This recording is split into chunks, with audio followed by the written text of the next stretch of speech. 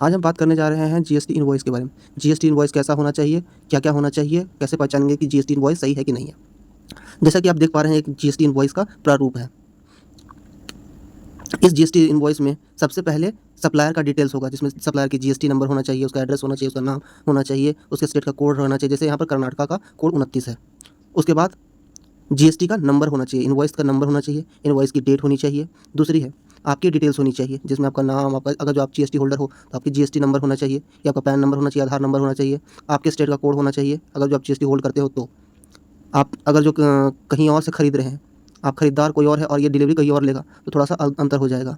अंतर क्या होगा, जहाँ पर शिपिंग डिटेल्स है वहाँ पर जो कलेक्ट करेगा सामान उसका डिटेल्स भरा जाएगा, और जो बाय करेगा सामान यानी कि आपका डिटेल्स बायर डिटेल्स में भरा जाएगा। अब इसके बाद उसमें क्या होना चाहिए बिल में, अब उसमें नीचे आइए तो उसमें सीरियल वाइज लिखा हुआ है। जैसे एक नंबर में आप फिर गुड्स का डिस्क्रिप्शन होगा, एचएसएन कोड होगा, क्वांटिटी होगा, रेट होगा, अमाउंट होगा, उस पर क्या जीएसटी लगा। जैसे कि 3 प्रकार की जीएसटी होती है, आईजीएसटी, सीजीएसटी और एसजीएसटी। जब कोई माल अपने स्टेट में ही बिकती है तब उसमें सीजीएसटी और एसजीएसटी लगती है। जब माल कहीं एक स्टेट से दूसरे स्टेट में जाती है तब उसमें आईजीएसटी लगती है। इसके रेट में कोई अंतर नहीं होता है। जैसे कि 18% अगर जो आईजीएसटी लग रहा है तो सीजीएसटी और एसजीएसटी को जोड़कर भी 18% होगा, यानी कि अगर जो स्टेट में बिक रहा है तो 9% सीजीएसटी में जाएगा और 9% एसजीएसटी में चला जाएगा। जैसा कि आप इसमें देख पा रहे हैं, टोटल अमाउंट जोड़कर लिख दिया जाएगा। दूसरे पे अगर जो आप किसी और सॉफ्टवेयर से बनाते हैं तो थोड़ा सा प्रारूप में अंतर भी आ जाता है, जैसा कि आपको हम और भी कई तरह के बिल दिखाते हैं। ये एक प्रारूप है बिल का, इसमें कोई दिक्कत नहीं है। आराम से सारी डिटेल्स देखिए, सप्लायर की, बायर्स की, सारी की डिटेल्स यहाँ भरी हुई है। जहाँ पर दुकानदार का नाम होना चाहिए या फिर सप्लायर का नाम होना चाहिए, मोहर होना चाहिए, वहाँ पर मोहर वगैरह लगा हुआ होना चाहिए।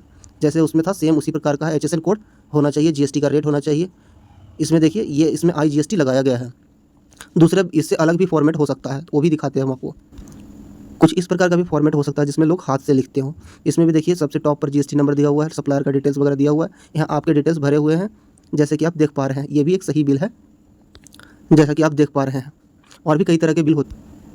जैसा कि आप रेस्टोरेंट वगैरह में गए होंगे तो देखे होंगे कि इस तरह का रेस्टोरेंट हो गया, पेट्रोल पंप हो गया, इस तरह का बिल आपको मिलता है। ये भी सही बिल है, इसमें भी जीएसटी अमाउंट देखिए चार्ज किया गया है। तो जीएसटी नंबर यहाँ पर होना मैंडेटरी है, जीएसटी नंबर यहाँ पर देखिए लिखा हुआ है। इसके अलावा कुछ इस तरह का भी बिल होता है जिसमें कंपनी का नाम लिखा हुआ रहता है, एड्रेस लिखा हुआ रहता है, जीएसटी नंबर, मोबाइल नंबर वगैरह लिखा रहता है। आपका details, shipping details, buying details, invoice number details वगैरह रहती है। जीएसटी का description, HSN code, GST rate, quantity rate वगैरह, टैक्सेबल वैल्यू, टोटल अमाउंट वगैरह, आईजीएसटी, सीजीएसटी। स्टेट में खरीद रहे हैं माल तो एक ही स्टेट में माल खरीद रहे हैं तो इस तरह का, जैसा कि इसमें दिख रहा है।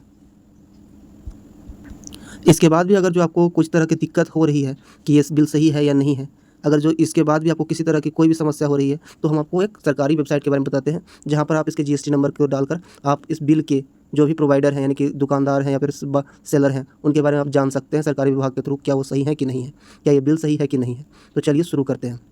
इसके लिए सबसे पहले आप क्रोम में चले जाइए।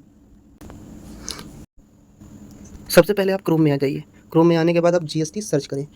जीएसटी जैसे ही आप सर्च करेंगे तो आपको दूसरे या तीसरे नंबर पर search tax payer bye GST IN के नाम से एक सर्च बॉक्स आएगा, उसे आप क्लिक करिएगा। जैसे ही क्लिक करिएगा वैसे ही एक बॉक्स खुल जाएगा। इसमें आप उस व्यक्ति का जीएसटी नंबर डालकर देखिए, जैसे कि हम डालकर देखते हैं 0303L। जैसा कि मैंने टाइप कर दिया है जीएसटी नंबर। अब इसे हम देखते हैं कि इससे उसके बायर्स की डिटेल्स आती है कि नहीं। इसके में हम डिटेल्स जीएसटी नंबर भरने के बाद इस पर हम कैप्चा भरेंगे 670। इसके भरने के बाद से सर्च करेंगे। जैसे देखिए ये बिल बिल्कुल सही है। MS machine tools, legal name, legal owner कौन है वो दिख रहा होगा, जीएसटी एक्टिव है, रेगुलर है, मैन्युफैक्चरर है, फैक्ट्री मैन्युफैक्चरिंग, इस तरह का एड्रेस वगैरह दिख जाएगा। सेम इसी तरह से सभी ऐसे लोग जो एक्टिव हैं, जिन्होंने अपना जीएसटी फाइल करते हैं, उनका सारा डिटेल्स आपको इसी तरह से दिख जाएगा। जैसे कि दूसरा भी हम करके आपको दिखाते हैं 8858। देखिए this GST number that you have inter is invalid, please enter the valid GST number, यानी कि ये जीएसटी नंबर है ये गलत है। इसके बारे में कोई भी जानकारी जीएसटी विभाग के पास नहीं है। आप इस सप्लायर से ना खरीदें माल। चलिए हम और व्यक्तियों के बारे में सर्च करते हैं। जैसा कि हम अब इसके बाद हम किसमें कैप्चा भरेंगे। कैप्चा है 8198। इसको करने के बाद आप सर्च वाले ऑप्शन को दबाइएगा। रजिस्टर्ड जो भी सप्लायर होगा उसके डिटेल्स आपको दिख जाएंगे, जैसा कि इसमें दिख रहा है। आप कुछ भी इनसे खरीद सकते हैं, कोई दिक्कत की बात नहीं है। बिल से रिलेटेड कोई दिक्कत नहीं होगा इनसे, जैसे ही आप इसे सर्च कर लीजिएगा। तो अब हम दूसरा भी जीएसटी नंबर डालकर देखेंगे जो कि गलत है। तो चलिए शुरू करते हैं।